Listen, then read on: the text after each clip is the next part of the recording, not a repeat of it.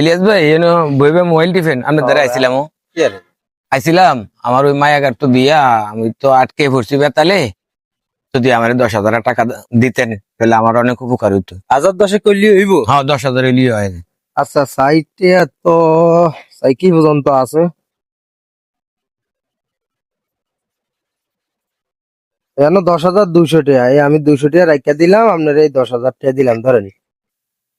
ঠিক আছে ভাই, ভাই আপনার এই ঋণ আমি কোনোদিন শোধ করতে পারব না। ভাই আল্লাহ তাআলা হাদিসের ভিতরে লিখে দিছে যে একজন মুসলমান ভাই যদি উপকার করে দুনিয়াতে 73টা না 70টা আপনার আল্লাহ তাআলা উপকার করে।